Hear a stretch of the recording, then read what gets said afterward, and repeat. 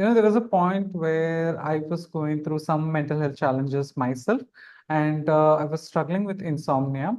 And there was this point where I couldn't sleep for like 48 hours. That's when it got too much. Like we all go through sleep disruptions every now and then. But 48 hours of completely no sleep, that kind of freaked me out. And that's when I consulted a psychiatrist for the first time. And, My dear viewers, welcome to another episode of our interview series where I bring you real stories, expert insights, and actionable strategies for personal growth and mental wellness. Today, I am deeply honored to introduce someone who turned his personal struggles into a path of healing and transformation. Sridhar Rajendran from Tamil Nadu, India, started his career in the information technology industry, but life had a different journey in store for him. After battling insomnia and facing a personal mental health crisis in 2021, Sridhar found himself in search of deeper answers. His own healing journey led him to become a hypnotherapist and coach, focusing on helping others overcome mental health challenges. His story is one of resilience, courage, and finding purpose through adversity. I hope his insights today will resonate with many of you. So, without further ado, let's proceed with this insightful conversation. Today. So, to start with, I would like to say thank you so much. And could you state about yourself, a brief background about yourself, where you from, what you're doing right now, and what journey you have? Yeah, sure. Thanks a lot, Richie, for like inviting me for your podcast, and hi to all the listeners and viewers. Let me just quickly introduce myself. I'm Sridhar Rajendran. I'm a hypnotherapist, and I'm based out of India. Like I have had quite an unconventional career journey. I started off in IT, in tech, as a developer, and then over years I became a user experience researcher. I was always very curious about psychology, how the mind works, and things like that. And there was a point where I was going through some mental health challenges myself, and I was struggling with insomnia. And there was this point where I couldn't sleep for like 48 hours. That's when it got too much. Like we all go through sleep disruptions every now and then. But 48 hours of completely no sleep, that kind of freaked me out. And that's when I consulted a psychiatrist for the first time. And, he gave me antidepressants, which helped. But then after a few days, that dose wasn't enough for me, right? Like because your body gets adapted to it and the problem still resumed. So in addition to the medications, I also started, like talk therapy, which again, it did help me a bit, help me understand what were my thought patterns which were keeping me up.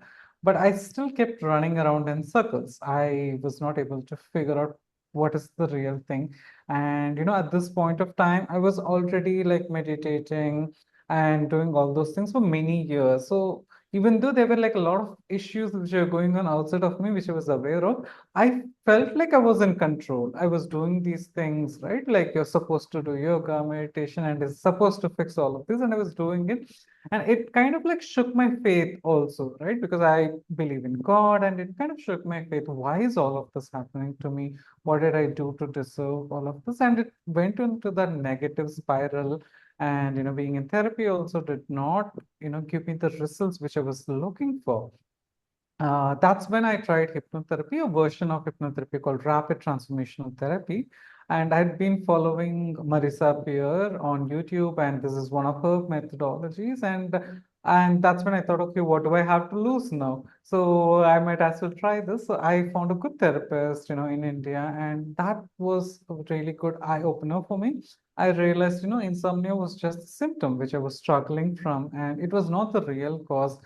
And then the floodgates opened. There were like so many things which I had pushed deep into my subconscious, Mhm. and all kept coming up one by one. It was difficult to deal with. I will not say it was easy, but I had to go through it because I didn't have any other choice if I had to fix that. So, and that hypnotherapy session helped me, to regulate my emotions and to, have a good sleep. It Mhm. took me a couple of months to settle down, and then I thought, okay, let me just, trying to be a hypnotherapist, because I knew I had so much more internal work to be done because I had gone through many difficult challenges while growing up, and I knew I needed to do that. So I thought, okay, let me just be a therapist to myself. And that's kind of the intention with which I signed up to study hypnotherapy. Mhm. And by the time I completed the course, I was like, I want to do this full time. I want to help people. It just happened. And I was like, I was already in a good job. It was a well-paying job, and I did enjoy my job also. It wasn't like I was trying to run away from tech jobs. I did enjoy my job as a UX researcher, and but still, I felt like this was like one of those intuitive things. Like, if I don't do this now, I'll never get to do this. Maybe it won't work out, but I have to do this sort of a thing. So that was the tipping point for me, and that's when, since last year, in 2023, is when I started full time as as a hypnotherapist, and Mhm. the journey continues. So that's a long slash short story about my background into Right, hypnotherapy. right. Thank you for that. So, Sridhar, you mentioned that you are in the IT industry, right? Yeah. That is actually a field that is known for its stability and structure. So, can Yeah. you take us back to the moment when you decided to leave that world behind? Yeah. What was it about your experience with insomnia Yeah. that convinced you this was the right path for you? Yeah, yeah. That's a really good question, right? And I decided to quit my job in May of 2023. That was the time there was a recession. There was Mhm. large scale firing in the IT industry. My job was very secure, and I was in one of those niche roles. There were very few UX researchers in India, and I was in the top among them. So my job was pretty secure. I also like my job. So it seemed almost foolish for me to quit a good track and, Mhm. do something different. But then, it was one of those things where I can't really put a finger on and say this was it. It was more of an intuitive calling. Like Mhm. the time I finished my course, I was like thinking maybe I'll do this on the side, part time, Right, because right. it's not necessarily the money aspect, but it's the emotional satisfaction which I will get. But Mhm. then I realized it is intense. Therapy is intense even for the therapist, because we listen to a lot of stories and we need to make sure that we take certain practices on our own so that we don't get bogged down by the stories that we hear. Right. So that's when I realized I cannot continue the momentum on this, because studying and doing a full-time job itself took a toll on me. I was spending every free time during the weekdays and weekends on just this. So I Mhm. knew it was exhausting after a point and I couldn't, continue. And it was at that thing like where I felt like, I've been working for 12 years. I do have like decent savings, I do want to do something on my own. So it's like, let me just do this. And there was a sort of an intuitive call, I should say, where Mhm. I felt like I should do. And I always listen to my intuition, and I trust, and my intuition has never failed me. I've quit well-paying jobs before as well, and something bad has happened after I left the company. So I've always learned to trust my intuition. And Mhm. yes, there were like a lot of challenges in the past 1 year, but do I still want to continue in this path? Yes. So that's kind of, how I made that decision. Right, right. So, you mentioned a while ago that enduring 48 hours without sleep, right? Yeah. Which sounds incredibly challenging. Can you Yeah. describe what the experience was like for Yeah. you and the emotional and physical aspect on it without sleeping Yeah. for 48 hours? Yeah. How did it impact your daily life and your Yeah. perspective on mental health? Yeah. That's a really good question. Thanks for bringing that up. So, like for me, I felt like a zombie, literally, after 48 hours. And the weird part was I was very calm on the outside. Mhm. When I was just checking in with myself, I felt very calm. And that actually freaked me out more.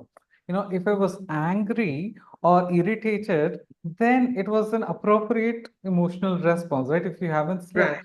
that's an appropriate response. But I was calm. That Mhm. freaked me out more because I knew then there's a volcano waiting to burst. I just knew that it was only a matter of time. Right. And that, the calmness before the storm, they say, right? It was that. And I could sense it. Like I have to, find out what it is and release that pressure. Otherwise, this is gonna blow up. So Right. that I was feeling weirdly calm. That was the thing. So either like there will some moments where I would feel sad for myself, or I would question why God, why is this happening to me? Mhm. Or I would feel like, yeah, this is it. And I was very calm, which was the thing, and low on energy, and then you kind of beat yourself up. What is the point of like living a good lifestyle, and when Mhm. you can't even fix this little thing. Sleep is such a normal thing. People in my age shouldn't be having all of this, and you call yourself a meditator and you don't have control over your own emotions and mind. So many such things would like pop up occasionally, and it would all like come and go. So Mhm. all of those things were, like going on, during that stretch when I was not sleeping. Yeah. Mhm. Yeah. So thankfully, you were able to overcome that challenge. Yes. So Yes. after trying medication and talk to therapy, you Yeah. eventually found your way to Yeah. hypnotherapy, yeah? Yes. Yes. And rapid transformational Yeah. therapy. Yeah. That's right. What was it about this method that made you believe they could be more effective? Yeah. Can you share a specific moment when you felt these therapies were truly working for you? Yeah, yeah, I can definitely, clarify on that. So, with regards to medication, it can only address the physical symptoms of it. It can't fix the root cause. In Mhm. some people, insomnia is due to physical issues, right? Like there are hormonal fluctuations, or there could be some vitamin deficiencies, which could, trigger insomnia. But for Mhm. me, it was psychological. It was not physical. I knew that much around when I Mhm. started my talk therapy. And while talk therapy did help, but what I found is like I was going round and round in every session talking about the same thing, and the doctor would give me a new model of how to do. If I'm awake at 3 a.m. in the morning, I'm not going to take out a pen and a paper and write on a like a process my thoughts using a model. I will not remember that. It was like I felt it very cumbersome. Why do I, if a wound is healing, why do I have to scratch it again and again to check, is it healing? Is it healing? I found it like a bit annoying, honestly. Mhm. Uh, so that's when, like with RTT and hypnotherapy, the thing is like we just saw what was the root cause only once, right? Like only in the first one session, the 2 3 hour session is the only time where we revisited the past, we Mhm. saw, and I was able to make peace with it. And after that, I never had to revisit my past. Even if it would come up spontaneously, it did not bother me. I did not have to consciously go and revisit the past and bring up those old wounds to heal. The Mhm. healing was happening on its own. And, with hypnosis, you are in a very relaxed state. So that sometimes we don't want to admit our own faults and our own mistakes. So in hypnosis, that barrier comes down. So you're ready to be vulnerable. You're ready to let go. You're ready to cry, break down, and all those things. Even though you might like a therapist, and with talk therapy you can do, but it takes a bit of effort. With hypnosis, that effort goes down to very minimal. You just need Mhm. to come and just have an open mind, and things would happen spontaneously for you. And the other benefit was, like listening to that hypnosis recording for 2 to 3 weeks. That kind of helped me rewire my brain, right? Like, yeah, uh, the cause was removed during the session, but then the fix was made permanent by listening to the recording. So this is the main difference which I found between hypnotherapy and traditional talk therapy. Mhm. It helped me a lot, in this aspect. It was faster. We Mhm. got to the issue to the point, and I felt empowered, like I can deal with anything else which comes up. Okay. All right. Yeah. In your practice, you focus on uncovering the root cause of sleep disorder, right? Yes. Could you Yes. share a story from your experience where identifying the root cause of someone's insomnia lead to a significant breakthrough? How Hmm. did this approach differ from what they had tried before? Yeah, sure. Yeah, all right. So I will share one of the stories of a client with whom I worked with, and this person was working in the IT industry. They were a manager, and the workload itself was quite stressful for them. They were working like say 12-hour work days and things like that. Mhm. And on top of that, like they were not happy. They were like the workplace wasn't good, like there were like genuinely certain issues where, concerns weren't getting addressed and it was very over competitive. People were not taking responsibilities and things like that. Mhm. And because of that, my client was quite, like disturbed, right? And so there were like two things which are happening. One is the physical issue. So they slept with the phone right next to them. So during the night, till the moment they went to sleep, they would keep checking their messages or emails. Mhm. And even during the night, it would keep beeping. And, Right. the sound would come. And sometimes they would wake up in the middle of the night to, drink water or something, and they'll quickly again check the thing. So it's like they never left office. They're always constantly connected 24/7. So it was a Mhm. lifestyle thing. And apart from that, there was also a psychological thing, as in, like, yes, my work environment is this. There's nothing else which I can do about it. But, and, what else can I do? So then we worked on both the aspects. One is working on the lifestyle aspect. Okay, having a specific cutoff time for work, whatever time. And, for some people work in shift timing. So they were working in a shift timing. Okay, fine. So 10 p.m. is when your shift ends. Okay, but 10 p.m. is a sharp cutoff time for you, and you're going to cut off by 10 p.m. And then, I asked him to create a ritual to wind down from work. The thing is, we expect like, oh, I'm just going to turn off my brain and I'm going to go to sleep. It doesn't happen for anyone. You need to That's right. gradually wind down so that your brain and body realizes, oh, now I can, slow down. I don't have to watch out for dangers. I don't have to do computations and things like that. So Mhm. I asked him to create a routine. It could be like a 5 minute, 10 minute routine also. So one is like disconnecting from work. The other is, like, okay, start engaging with your family, speak with your spouse, your Mhm. children, and, like get some family time as well as some me time, whatever, like, they like reading a book. So I said, okay, you close your laptop, and I asked them to make sure they shut down their laptop. It's like the laptop was also on and it was just, the lid was closed. So the beep sound would come through the night. So I Right. asked him to shut down the laptop and turn off the notifications in the phone during night. You have focus mode and sleep thing, which can do. Mhm. And I asked them to keep the phone away, like Mhm. where they were sleeping.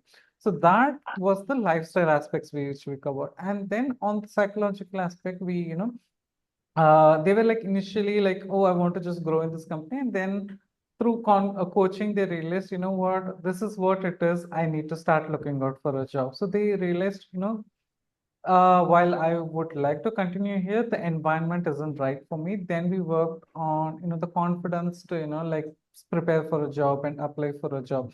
So, Mhm. and how do you maintain your mental stability while you're still looking for a job?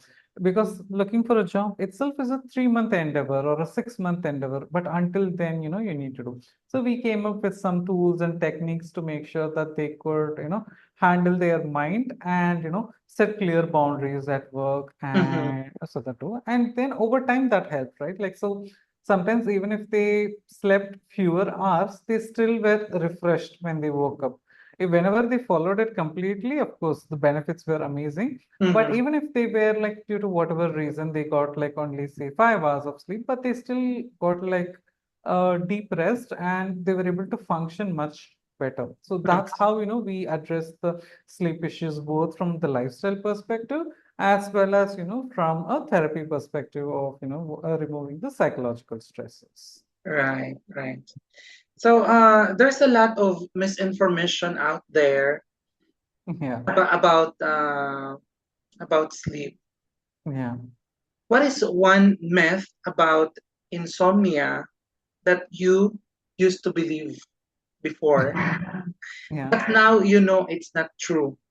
yeah, How do you educate your clients to yeah. help them move past from this misconception? Yeah, so many, but I have to pick one. All right. I'm gonna pick meditation. A common thing which is prescribed to people the moment they have like a sleep issue is meditation. Mm-hmm. And meditation in itself is a good thing. I'm not saying meditation is bad, but there is a time and place for you to start the practice. The thing is, like, if you are somebody who's already, struggling with sleep, is anxious because they are worried, will I get sleep? So they are anxious about sleep itself, plus the Mm-hmm. original reason which caused the insomnia. So they are anxious for multiple things. So it's Mm-hmm. already become a cycle. And at that point of time, if you ask somebody to meditate, they might experience some relaxation effect during the meditation, which is good. But then they are going to put too much pressure on the act of meditating. Okay, if I meditated for 20 minutes, is this working? And okay, should I get I hope I'll get a good sleep. So you're not meditating, you have 20 minutes of focus time to sit and worry Mm-hmm. about not sleeping. So Right. it kind of either it has a minimal relaxation effect, or people use that time to sit and worry more about that. So which is where, like there is a time and place for introducing meditation, also to help with dealing with the stressors in your life. But if you are in that state where it is acute, right, or it's Mm-hmm. chronic, then I would suggest first please go for therapy. Let's fix the root cause, and then we'll come about, how to introduce meditation and mindfulness.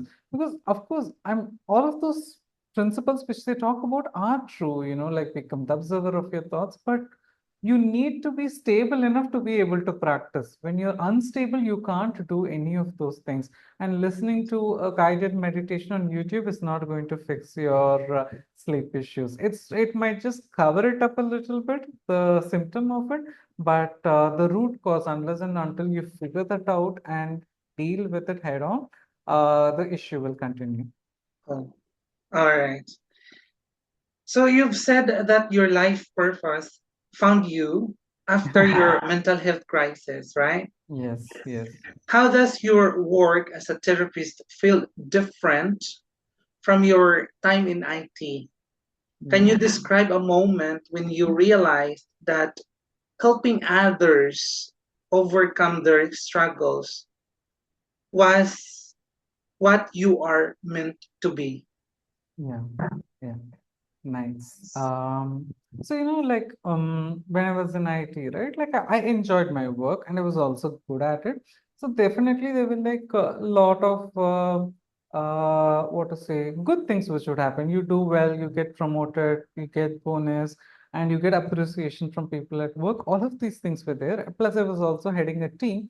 So which was good, right? Like, and I had, like good teammates, good colleagues which I worked with, and people were reporting to me. I got the opportunity to mentor them as well. So these were like the good things which were happening when I was in the IT thing. And the thing which I enjoyed the most, even in that career was, I was a user experience researcher. So I would do a lot of interviews with people.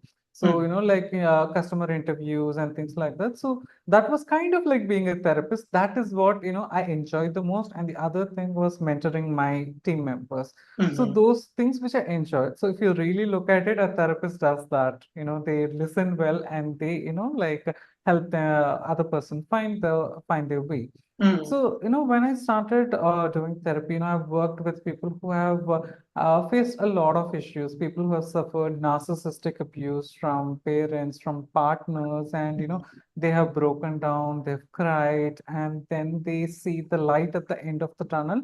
So when I help people who have gone through such, troubling journeys and, coming out at the other end, that gives me much more joy, my heart, wells up with the joy and happiness when I help people with that. My work, even in IT, was significant, but here I find that emotional connection is much more for me when I do such kind of work. It's much more of fulfilling. Yes, yes, Right, definitely. It is definitely, at least for me. Yes. right. So hypnotherapy can seem mysterious to many. How would you explain the process to someone who is skeptical? Can you share a particular case where hypnotherapy made a difference for a client who had struggled with their other treatment method? Yeah, sure. So hypnosis is basically just a relaxed state of awareness. That's it. It's not some supernatural state. You're not going to fly. You're not going to lose consciousness. The depiction which we see in movies and TVs are like, it's not true at all. Stage hypnosis is completely different. Sometimes it's just they've planted their own volunteers and things like that. So that's Mhm, not what happens. Hypnosis, like, if you've ever seen a movie and you've just lost yourself in that movie. You've read a book, you've lost track of yourself, you've created an imaginary world in your head. You've driven a car and, let's say you're driving to your work and you don't even remember the signals, but you just remember getting into the car and now you're getting out of the car. So all of those things are nothing more than hypnosis. It's a mild trance where, you were just not consciously trying to see things. Your subconscious mind was in charge. It was still taking care of, the traffic signals and, people around you. It was still doing that. But mhm, your conscious mind was silenced a little bit. It is still there, but your subconscious mind was, mhm, taking care of things. So that's the very simple explanation I would give for people about hypnosis. We all go in and out of hypnosis during the day. We just don't realize it. mhm, It's nothing mystical or mysterious. That's the thing about hypnosis. And I have actually, the second part of your question, I've worked with people who have had therapy before, who have worked with life coaches before and still did not get the result, but mhm, they got the result after working with me even for like a month. So again, maybe that the earlier person, they did not manage to identify the root cause because of which the problem was happening over and over again. So I'm glad I've been able to help people when other modalities haven't worked for them. right. So, for those watching who might be struggling in insomnia, Yeah. what are three practical steps that you can share Mhm. to start their sleep improve? Okay. How do these steps align with the deeper work you do in your therapy? Sure. Got it. The first thing which I'm going to take is take care of your sleep hygiene. Sleep hygiene is basically, preparing to sleep, like dimming the lights an hour before you go to sleep in the room, avoiding screens, or if you're using screen, there are many apps which would, like change that blue light into orange light, which is like, less harsher on your eyes, and it also helps you with sleeping, or use e-readers and things like that. Then like avoid taking caffeine later than 2 3 p.m. if you feel that it would do that. So these are basic sleep hygiene which all of us must do. Even if you have fixed the root cause in therapy, if you don't follow sleep hygiene, you will still have sleep disruptions. So this, the first step, follow good sleep hygiene. The second one is if after following all of this also you still have some sleep issues, just be okay with it. The best thing is like, accepting the fact that you are unable to sleep and befriending wakefulness. It's okay, you slept 4 hours, okay. You slept only 3 hours, that's also okay. When you say okay and you actually accept it, it kind of relieves the pressure on you. You're not blaming yourself, you're not blaming some unknown entities out there, you're not blaming other people. It kind of first frees up your mental bandwidth to look for solutions. Mm-hmm. So when you try, it's when you say I accept the wakefulness, it's not like you don't do anything to fix it. You are going to do, but you're not going to go hyper into it. Okay, I'm going to, sharply sleep at 10 o'clock. I'm going to turn off everything. In 5 minutes, I'm going to sleep. 4 minutes, I'm going to sleep. If you do go very hyper into it also, that will backfire. So if you're struggling with sleep, it's okay. First is like acceptance that yes, it sucks.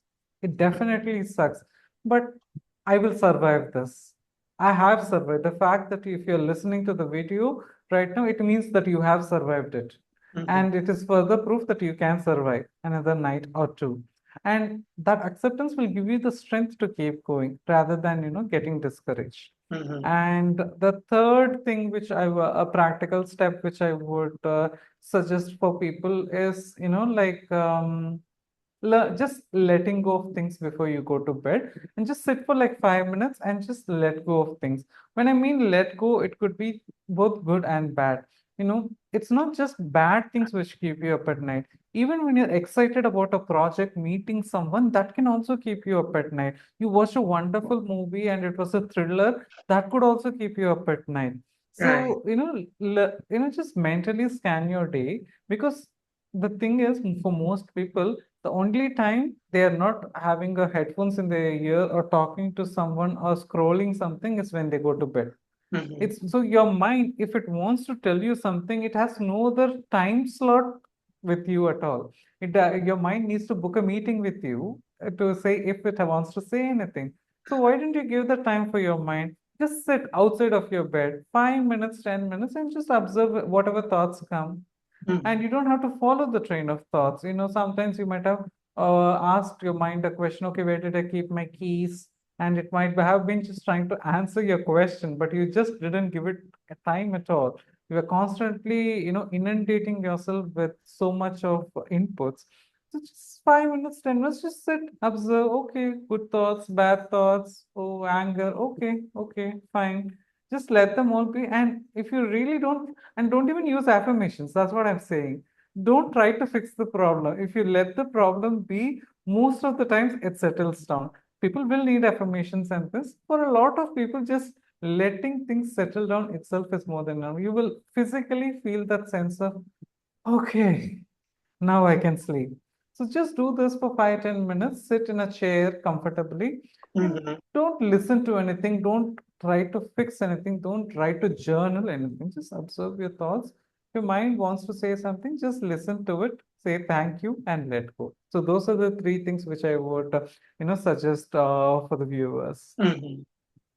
Right. So looking back on your transition from IT to therapy, what Yeah. is the most profound lesson you've learned about yourself? How has this journey shaped you the way you view success and fulfillment? Wow, that's a very, like a deep question, and I'll try my best to answer it. Okay, so first half of the question was, like, how was the transition Mhm. impacted me?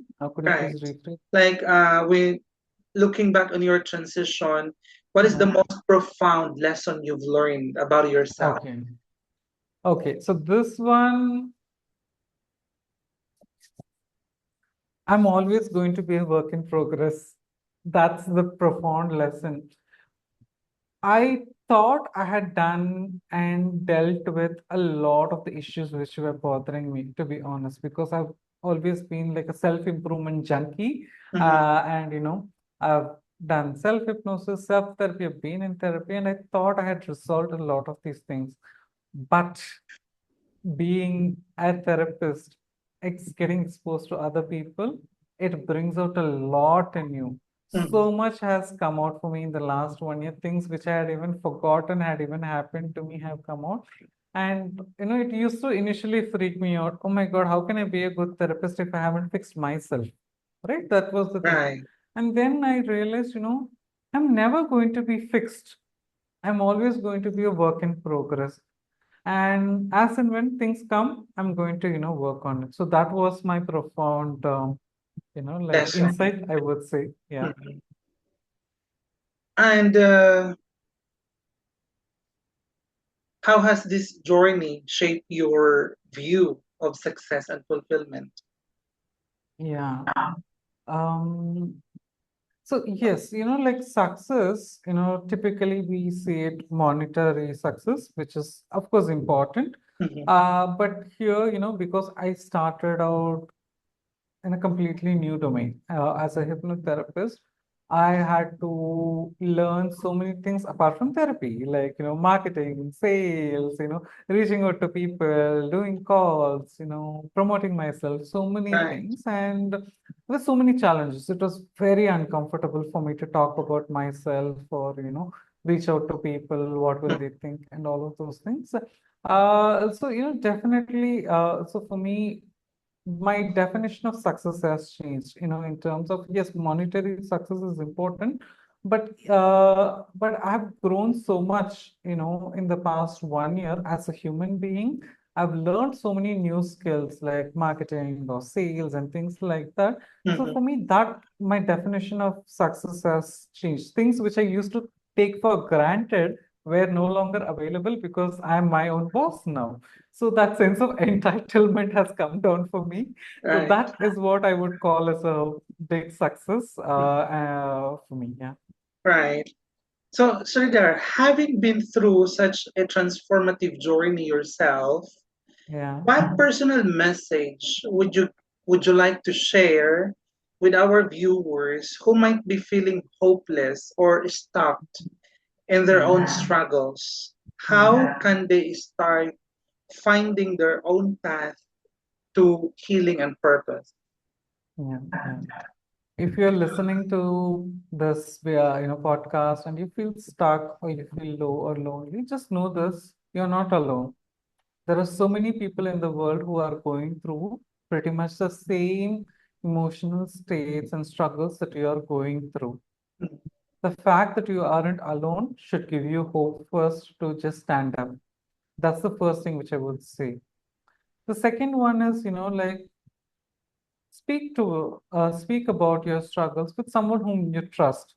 It could be a close friend, it could be a counselor, it could be a priest first, even before you go to a therapist, right? In people whom you trust very closely, try opening up to them so that would again bring some, like sense of solace in you. Okay, I can tell people that I am unwell or and I will not be rejected. A lot of times people shun away from facing their problems is because they are scared that people will reject them when they say that, oh, this person is hopeless, they have negative vibes, negative aura, I shouldn't hang out with them.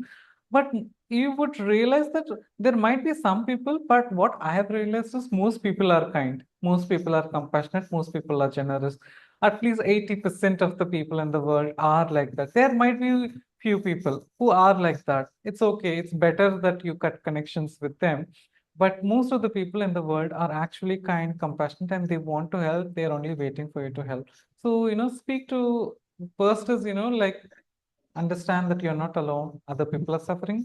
Second is, like speak, open up about your challenges to a close friend or a counselor or a priest, whomever you feel comfortable with, and then figure out what should be the next steps. If they can help you, take their help. If they say, like, go to a counselor or a therapist, then, take that thing. So it's Right. little by little. We all heal at our own pace. So it is okay. It's okay if you take 2 months more than your friend to feel. What else can you do? Anyway, it is going to take 2 months. If you can't change the outcome of it, you might as well just accept it. Right. Right. Yeah. So Many of our viewers might be in the high stress job like IT you mentioned. Yes, yes. Based on your experience, what are some early warning signs that stress is impacting their sleep and mental health? How can they start addressing these issues before they become severe? Yeah, yeah, definitely. Uh, stress, typically we say, okay, this is a stressful situation or this person is stressful. We always, in colloquial language, we use stress as something on the outside. Mhm, But stress is basically our mental response to event and situation. If I can handle something, then I wouldn't call it as stressful. Because two people could go through the same situation, but one person could be just like, okay with it. And the other person who finds it difficult to handle is the one who would say they are stressful. So there are going to be some conditions like, if you are in a war-torn area of famine, that is totally different. mhm, That is like, that affects everyone pretty much the same way. But I'm talking about working in the IT industry and things like that. So, you need to kind of, take the onus and the power back and not play the victim. I know it sounds a bit harsh, but a lot of times we unknowingly play the victim because like, okay, if I say that the work is the cause of my stress or my boss is the cause of my stress, then I don't have to face my own insecurities. I don't have to face my own demons. So the thing which I'm going to suggest for people is like, if you find that your job is stressful, if your boss is stressful, ask yourself like, is it them or is it you? mhm, What is really the cause, and be ready to face that fears, and that's the only way in which you could break out of it. mhm, And like earlier, what I'm going to say is like the situation which you're going through is not so unique that nobody in the world has ever gone through. A lot of people before you have gone through, a lot of people after you will also go through. So don't let it fester for too long. So some of the early signs could be, low energy levels, mood fluctuations, mhm, being irritable around people, and then feeling guilty for being irritable around other people, not having interest in life. Your quality of life is going down.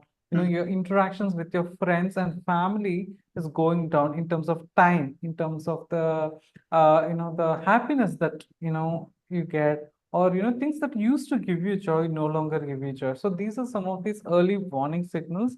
You need to pay attention to it, and the moment you pay attention to it, always seek help. Help is always there, and these days a lot of companies themselves have mental health programs as well. Sometimes they have like in-house therapists and counselors too. They have tie-ups with a lot of such apps which provide such services. So make sure you use it.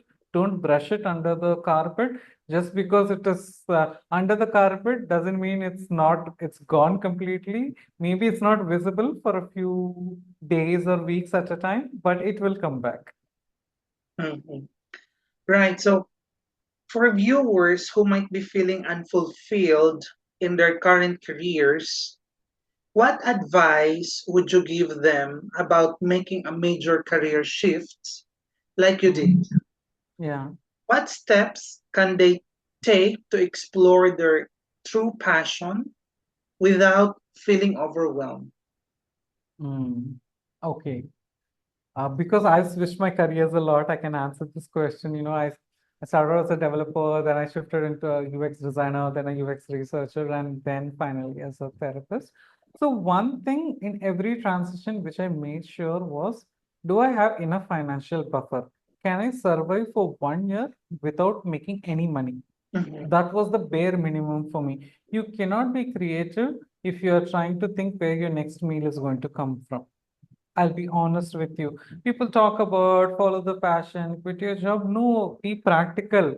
Have enough money, especially if you have a family you're supporting, if you have dependents, then make sure they are also taken care of. If people around you are, not happy, how can you be happy? So that is what I would say. Make sure you have a nest egg for People typically say 6 months. I would say 12 months, 1 year. Because when you're starting something new, you don't know what you don't know. So things which you didn't expect would happen. Even for me, it happened. So thankfully, I was hoping to land on my feet in 6 months, but it took me almost a year. And I'm glad I planned for that. Mm. And because of which it gave me the strength. You know what? Things are not going so well, but still I've got my savings to, fall back on. So that's the first thing, financially make sure you're taken care of, your immediate family members and dependents are taken care of before you try to make any, this big shifts. The second thing is like following your passion or true calling. See, this word is used and abused so much in recent times. I would say take small steps. Hang on to your current job. Take small steps. See, anything when you're trying new, there will be a lot of hope and optimism because you're trying something novel.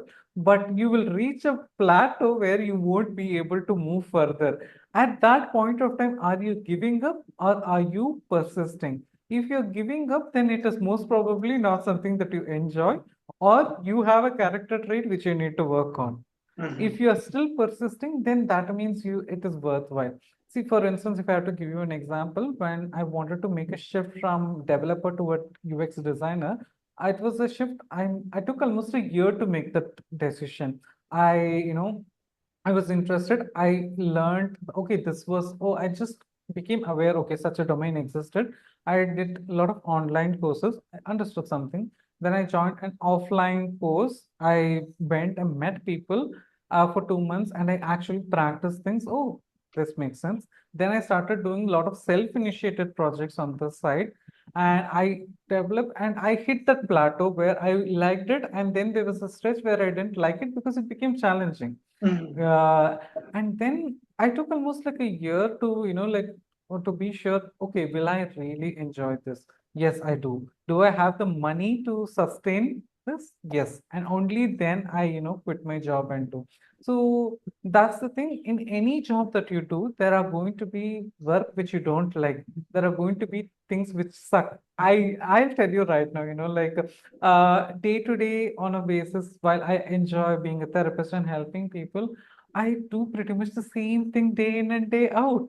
And it is extremely boring, but I still do it because I know the 20% of the job which gives me great those high moments, I need to go with the 80% of thing, which is going to be very normal, very boring also, and repetitive.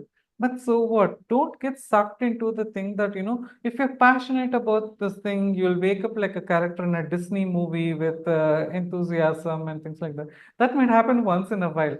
But for most people who are extremely passionate also, their day-to-day lives are very boring and repetitive. Get okay with the boredom and don't look for those highs and things like that. The voice of intuition is always soft and steady. Mm. That is how you distinguish intuition from a momentary this thing. If you're looking for this high euphoric feeling, that is not intuition. Even when you're struggling, if there is a silent voice which says, keep going, you're on the right track. That is intuition. That is how you distinguish. And you can find your passion in anything and everything these days. So if you are putting your heart and soul in any activity, that itself can become your passion. So those are some of the like a framework or guidelines I would give for people who want to quit their job to find their passion. Be passionate, but also practical first. Right, right. I really agree on that. Yeah. Life challenges can often feel overwhelming, especially when they affect our mental health. Yeah. What are some practical strategies our viewers can use to, to build resilience and cope with life unexpected challenges, like you Yeah. did during your insomnia crisis? Yeah. Yeah. So, how do we build resilience when we are going through stressful situations? Right. Yeah, got it. Um, so I think life itself is the best teacher, right? Like, and whenever you go through a struggle, just ask yourself, have I not been through such struggles earlier? Mhm. Honestly speaking, you would have been. through some similar form of a struggle. And the fact that you have survived is proof that you are bigger than your struggles.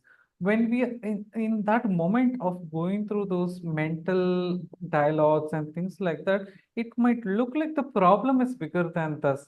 But when you look back at your own life and remind yourself that, oh my God, I had this very tough situation which I got out of 2 years back. So that is the reminder that you're bigger than the problem. So that's the first thing, we don't sometimes give enough credit to ourselves. When somebody else does a small thing, we're quick to praise them. But we could have done a really big thing and we don't take the time to, like give praise ourselves. So Right. one, whatever those big achievements which you have done, make sure you praise yourself. The second one is celebrate your little wins. When you're working towards a big project, right? Like it's going to take 6 months or 1 year, the day to day, you might not see a huge win. You might not see that huge spike of progress, but you need to keep yourself motivated, and you can do that by celebrating the tiny wins. Maybe, if you're doing an IT project, then maybe one module you completed or one screen you completed. Or, if it is like, say, weight loss, then maybe you went to gym 7 days in a row. Yes, you might not have a six pack, but that tiny wins where doing that. And finally, the other thing for cultivating resilience is focus on the process and not the outcome, Mhm. because sometimes we get very tied up to the outcome. Yes, I need to lose weight, I need to stop sugar, and yeah, all of this is important, but it's not going to happen overnight, right? Like you can't wake up tomorrow, you can't manifest a six pack abs overnight. You still need to maintain your diet, you need to exercise, you need to have proper nutrition and all of those things. So which is what I would recommend to people, for building your resilience. Just remind yourself of your past wins and then celebrate your tiny wins on a day-to-day basis. And third, like focus on the process and not the outcome. So that's how, you kind of tune yourself to not look for those quick, immediate rewards, but shift your perspective about life itself to look at the big picture. Right, right, right. So sleep issues can be highly individual. What Mhm. should viewers look for when trying to find the right treatment or therapy for their specific sleep challenges? How can Mm, they avoid one size fit all solution yeah. that may not work for them? Yeah. Good question. So, for sleep disorders, primarily there are like three buckets of causes. One is lifestyle, second is physical, third is psychological. Lifestyle are all the things which we have talked about, right? Like avoiding screens before bed, avoiding caffeine or alcohol, nervous stimulants or nervous suppressants, and learning to let go, all of these things. So, for a lot of people, they don't have insomnia. It is induced sleep disruption. You could technically sleep for 8 hours, but you are like intentionally making yourself stay up awake to watch Netflix. So there's no real problem. It's your own thing. You just need to fix your lifestyle and it would get fixed on its own. A lot of people face this. This is the first thing you can try. Fix your lifestyle first. And that itself, solves a lot of things. Okay, you've tried this. This also didn't fix. The second thing is like, you could either consult a doctor to check if there are any physical issues going on, or you could go to a psychologist. You could do both of them simultaneously. It depends. Like sometimes that this certain event or a situation is what caused you sleeplessness. If you know that, then you could directly go to a psychologist because it's most probably something very psychological in nature. Mhm. But if you're still unsure, then you could go to like a general physician and mention that you have been having sleep disruptions, you have been following sleep hygiene, and then they would recommend what tests to do, and they would check your levels, and if anything is needed, they will give you medication and observe if that is fixing. If that also not is fixing, then it is 100% sure that it is psychological in nature and you need to see a therapist. So that's kind of how I would, like see. And even in therapy, there are so many ways, right? Like there is hypnotherapy, there is CBT and things like that. Mhm. I would say, like just do a little bit of research about each of the methods and speak to, like one or two people. And then whatever is your, like gut feeling, go ahead with it. Because sometimes you will not see it until, you actually experience it. Mhm. And some people prefer certain kinds of approaches. So that is also there. But the most important thing is your own openness to getting well. That is the most important thing. Therapy is just like a catalyst, I would say. It's your own willpower and that willingness and to, face your own fears, face your own mistakes, mainly is what will, bring that change. Right, right. I agree on that. What are some daily habit or routines that our viewers can incorporate into their lives to improve sleep quality? How do these small changes contribute to long-term mental and emotional well-being? I think all the lifestyle changes which I've mentioned earlier, right? It's Right. like those things, like avoiding screens, avoiding caffeine, spending a few minutes, before going to the bed, just waiting for 5, 10 minutes and letting whatever thoughts come up. So these basic stuff, should take care of the common causes for sleep disruptions. Right, right. So you're focused on the mind-body connection, right? Yeah, That is in your therapy work. Can you yeah. explain how you can you explain how our viewers can start paying attention to their connection in their own lives? What are some signs that their mental stress is manifesting physically? Yeah. Sure. Like every thought that we think has an immediate reaction on the body, right? Like if you get angry, you will notice that your neck, your shoulders tends to tense up, your breathing becomes shorter. But if you're enjoying a good conversation with a friend or a family member, your breathing will be much more relaxed. Your body, your neck feels much more relaxed. That's how you can pay attention to your body. Your body will tell you more often than not what is happening. Mm, So that's how you tap into the intelligence of your body to figure out, uh, see, metacognition is being aware of what thoughts we are thinking. Initially, when we are stuck into a problem, it might be difficult to have that. But the body is another way to figure out. So if you feel that, you're in certain situations, you get a stomach ache or a neck pain or a back ache. So that is your mind trying to say something to you. Hey, look at me, kind of a thing. So that's kind of how you can, like figure out. And there are also some people who don't feel anything at all. In fact, yesterday I was having a call where somebody said like, I just want to be able to taste food again. It was very profound. mhm, Something which we take for granted, like, like I want to feel the breeze. I want to be able to taste the food that I eat every day. That person was feeling completely numb. So that is also another sign, one, either you're in pain or you don't feel anything, even happiness. That is also a sign how you can tap into the mind body connection. right. Turn to the last question. Okay. Right. So for viewers who are struggling but hesitant to seek help, what would you Yeah. say to encourage them to take the first step toward healing? What can they expect when they start working with a therapist like you? Yeah. So I think this also we touched upon earlier. So the thing is like first is, accepting the fact that you're not alone. Other people have also gone through a similar situations and you can get through this. Mhm, Second is, opening up to a close friend, like a family member or a priest or someone to do that. And then the third step would be, then if needed, if that still doesn't fix, then go to a professional like a therapist. So that would be the sequence of steps which we went through. mhm, And what to expect when you go to a therapist? You don't know what would come up.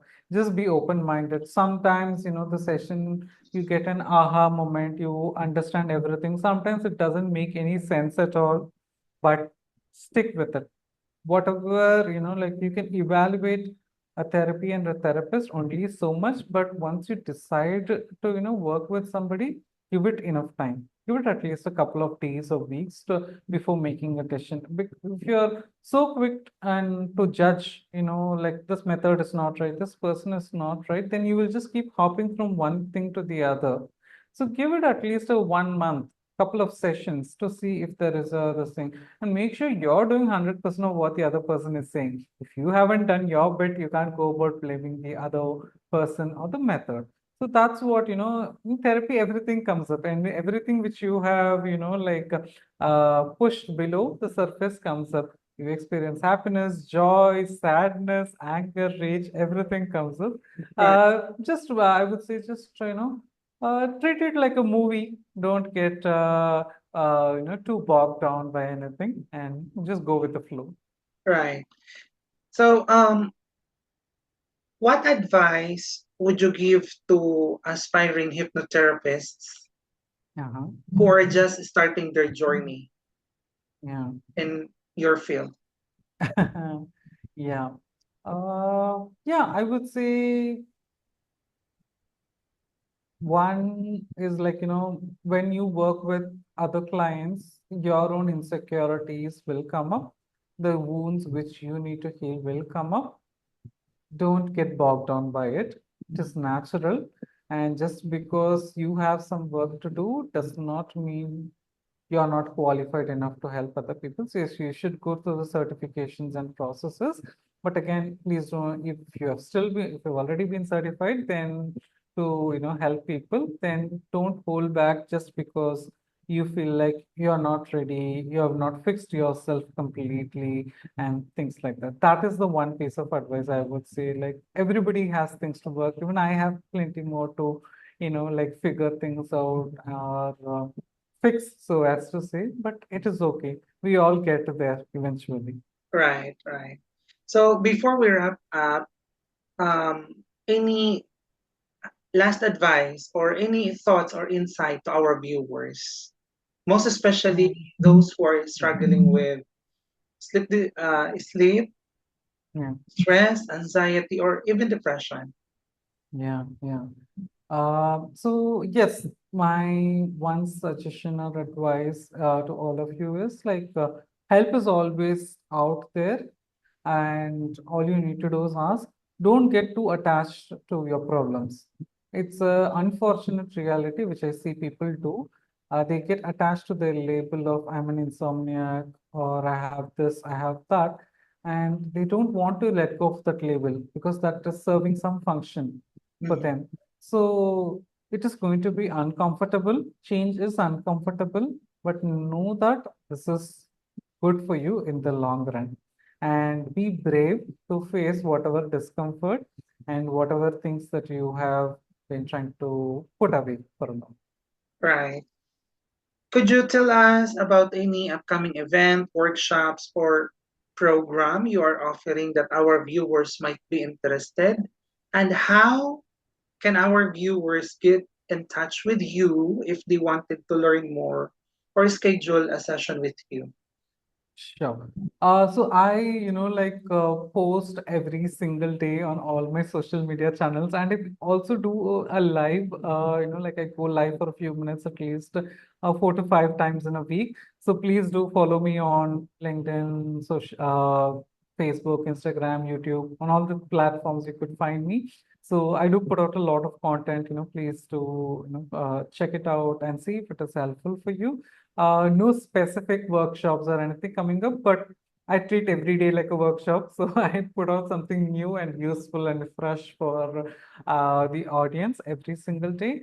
And the best way to reach me would be through any of these social platforms, or you could check out my website, sridhar.coach, sridhar.coach, and where, all my social links will be there. You could book a call with me directly, a free strategy call with me directly, or you could message me on any of the social platforms. We could chat there and If I feel like I can help you, then you could go ahead and book the call. So that would be the best way to get in touch with me. Right. Thank you so much. So this is the end of our discussion. Yeah. My dear viewers, as we conclude on our interview with Sridhar Rajendran, there's a powerful lesson we can take from his journey. His struggle with insomnia was not just a battle for sleep, but a deeper quest for understanding himself and his emotional well-being. What started as a personal crisis led him to a path of healing through hypnotherapy, where he learned not only to regulate his emotion, but transform his life. Sridhar reminds us that no matter how overwhelming our challenges, we are always bigger than our problems. His story is a call to action for all of us, whether it's insomnia or any other struggles. Seeking help and being open is a brave first step. It's about being vulnerable, letting go of what holding us back, and allowing ourselves to grow through the process. Sridhar wisdom shows us the true source isn't measured by external achievement, but by inner peace and emotional fulfillment. His journey reminds us to stay motivated, celebrate little victories, and never be afraid to ask for help. To those of you out there who are struggling, know that you are not alone. As Sridhar said, stay brave, be kind to yourself, and keep moving forward. You have the power to overcome your challenges and life battles, as what Sridhar did. My dear viewers, if you would like to connect with Sridhar, you can send him a message directly or visit his website. His website link is in the description below this video. Thank you so much again. My name is RICHIEDON Barandino, saying that life is a journey, but always remember that you are not alone. And if you have found value in my channel and my content, please consider liking, sharing, and subscribing. Follow my social media account on LinkedIn, YouTube, Facebook, Instagram, and TikTok. Thank you so much once again. God bless us all.